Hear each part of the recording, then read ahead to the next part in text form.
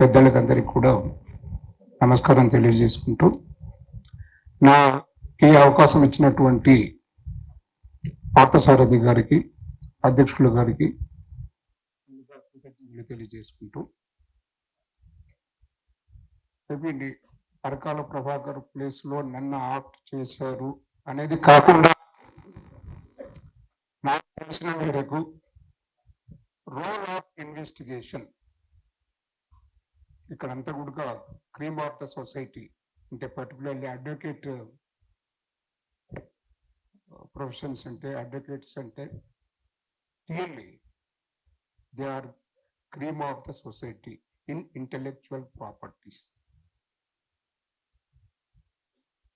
Advocates తప్పనిస్తే ఈ రాష్ట్రంలో కానీ ఈ ప్రజల్లో కానీ ఎవరు క్వశ్చన్ చేసే పరిస్థితి లేదు. ఎందుకంటే వాళ్ళకున్నటువంటి నాలెడ్జ్ అటువంటిది. ఆ నాలెడ్జ్ లేకపోతే క్వశ్చన్ చేసే పరిస్థితి రాదు. అది బేసిక్ తోటి మొదలు పెట్టుకుంటూ నా పాత్ర ఎంతవరకు అంటే ఇన్వెస్టిగేషన్. ఎందుకంటే నేను డిపార్ట్మెంట్లో పనిచేశాను కాబట్టి అంతో ఇంతో మేబీ 100% నేను లేకపోయినప్పటికీ కూడా ఒక 25-30% అయినా కానీ రోల్ ఆఫ్ ఇన్వెస్టిగేషన్ ఎట్లా ఉంటుంది అనేటువంటిది కూడా చాలా మందికి తెలుసు. యాజ్ అడ్వకేట్ గా ఎవ్రీబడి నోస్. ఎవరి కోర్టులో ఈ ఇన్వెస్టిగేషన్ రిపోర్ట్ మీదనే డిస్కస్ చేస్తూ ఉంటారు. ఇన్వెస్టిగేషన్ అంటే ఐఓ ఇన్వెస్టిగేషన్ ఆఫీసర్ ఏం చేశాడు, ఏం చేయలేదు, విక్టిమ్ తరఫున ఏం చేశాడు, లేకుంటే అక్యూజ్డ్ తరఫున ఏం చేయలేదు, ఏం చేశాడు, వీటి మీదనే బిల్డప్ పై ఛార్జ్ షీట్ ఫైల్ చేస్తారు. ఆ ఛార్జ్ షీట్ మీదనే advocates, defence or prosecution 2 sides కూడా ఆర్గ్యుమెంట్ చేస్తారు. ఫలితం depend upon the justice system. Judge ఏం చెప్తే అదన్నటువంటి. ప్రస్తుతం మనకు ఇన్వెస్టిగేషన్ 2 రకాల ఇన్వెస్టిగేషన్.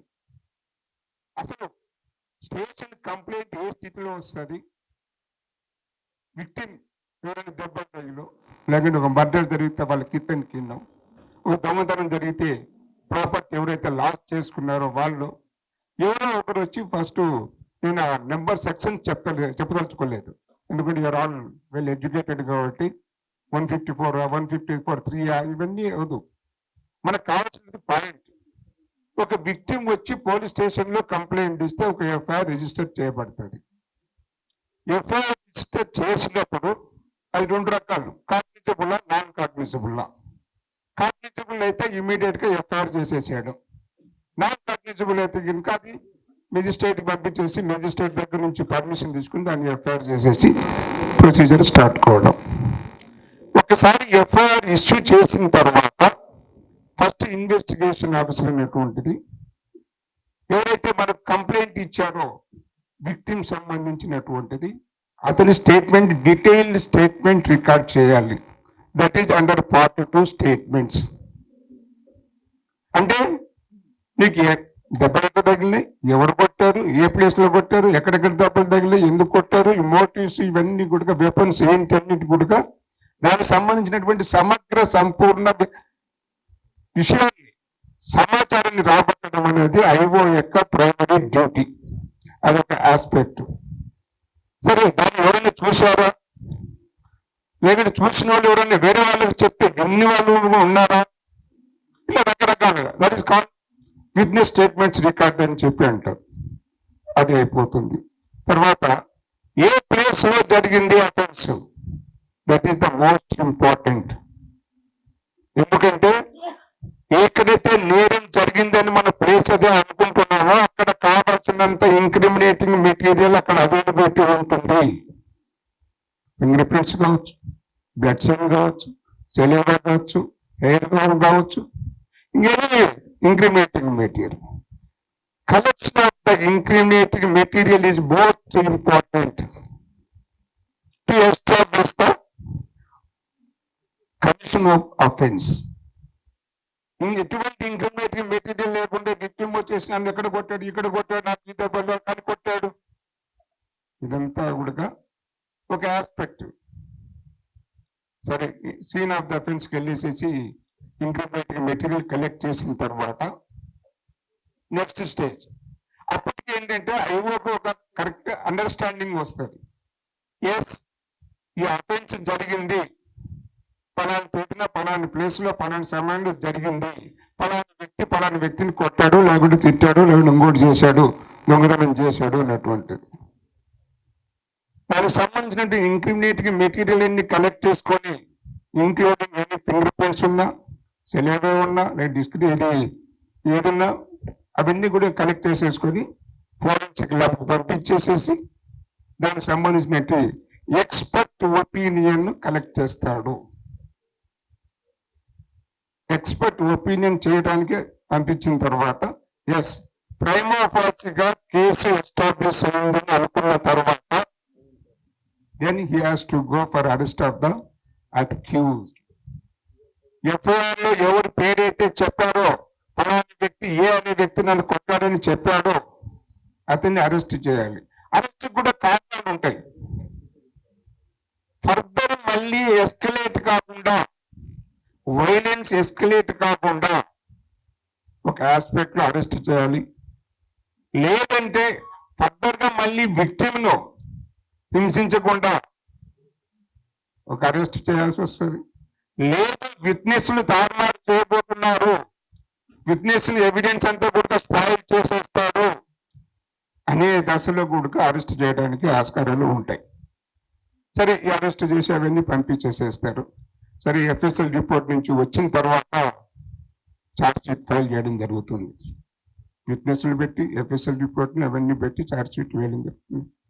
ఛార్జ్ షీట్ వేసిన తర్వాత దాన్ని it is the court process. మనకు సంబంధించినటువంటిది ఏంటంటే, ప్రజెంట్ మన ఇండియన్ కాన్స్టిట్యూషన్ లో 3 రకాల ఆర్గన్స్ ఉన్నాయి: లెజిస్లేచర్, ఎగ్జిక్యూటివ్, జ్యుడిషియరీ. ఎవరి పని వాళ్ళు చేయాలి, ఎందుకంటే these are all constitutional bodies కాబట్టి. చేస్తున్నారా లేదా అనేది మన క్వశ్చన్. రోల్ నిజంగానే చేస్తున్నారా?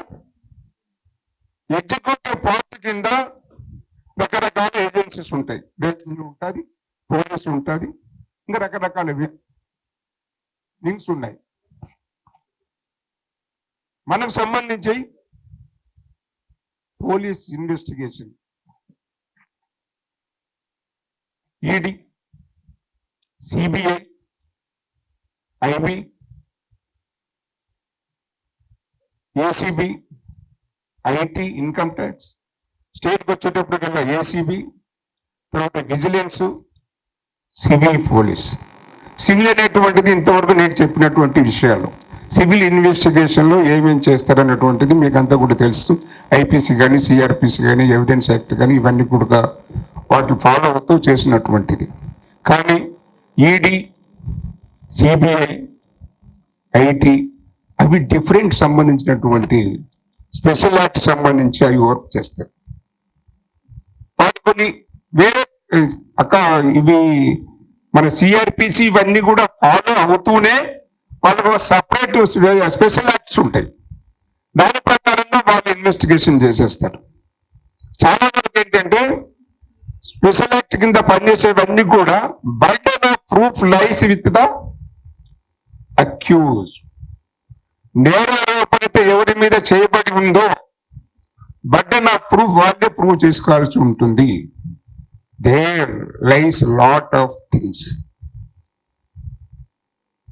ఈడీ, ఐటీ, సిబిఐ ఇవన్నీ కూడా వాటి మీదకే పనిచేస్తూ ఉంటాయి. ఇంతకుముందు ఫస్ట్ స్టార్టింగ్ లో నేను ఒకటి చెప్పాను, కంప్లైంట్ స్టేషన్కి వచ్చి అనేటువంటిది. 2వ ఎఫ్ఐఆర్ కూడా ఉంది. ఆ 2వ ఎఫ్ఐఆర్ చేసే పని ఇల్లే ఈడీ, సిబిఐ, ఐటీ సంబంధించినటువంటి. అంటే suo motu only on the basis of information, either press or warning or any through other agencies. IT చూస్తున్నా only on the basis of information they are going to register the cases. ED also CBI also okay చేశారు, బాగానే ఉంది. ఆ investigation అనేటువంటిది impartial గా జరుగుతుందా లేదా అనేది ఇంపార్టెంట్. ఇక్కడే రోల్ ఇదంతా తెలుసు, what is going on in the present 10 years in tenure అనేటువంటిది. అంటే సెంట్రల్లో ఎవరుంటే వాళ్ళు ఈ మూడిటి మీద పవర్ కలిగి ఉంటారు. అంటే ఎప్పుడైతే పవర్ రెస్ట్ విత్ సెంటర్ అయిందో ఆటోమేటిక్ గా the 3 wings also influenced by the centre. In result whatever they want or whatever they wishes, whatever they perpetuate, they have to do. అది వాళ్ళే డిసైడ్ చేస్తారు. ఫలితమే మనం ఈరోజు చూసినటువంటి రకరకాల ఇన్ఫ్లుయెన్షియల్ కేసెస్.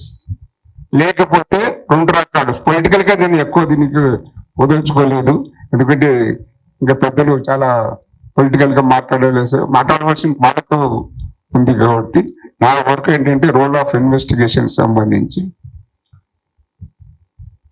మీరు నన్ను అడగొచ్చు, సార్ మీరు కూడా ఒక ఆఫీసర్ గా పనిచేశారు కదా, మీరు ఎప్పుడైనా ఇన్ఫ్లుయెన్స్ అయ్యారా? Inevitable, inevitable. whenever you are sitting on the chair, invariably you have to obey, otherwise you will be kicked off from that place. It's a fact. కాబట్టి ఎన్లైటెడ్ సొసైటీగా, ఎన్లైటెడ్ పీపుల్ గా మన responsibility ఏంటంటే మనం కూడా తెలుసుకోవాలి ఏ agency ఏం పని చేస్తుంది, ఎవరేం పని చేస్తున్నారు, ఈ సిస్టమ్ నిజంగానే కాన్స్టిట్యూషన్ ప్రకారంగా నడుస్తుందా లేదా. అవేర్నెస్ లేకుండా, కలగకుండా మనం జస్ట్ మమ్గా ఉండేసేసి సొసైటీ ఎట్లా పోతే ఏంటి, నాకెందుకు, నేను నా పిల్లలు బాగుంటే చాలు అనుకుంటే మాత్రం ఎంతో కాలం ఇది నిలబడదు.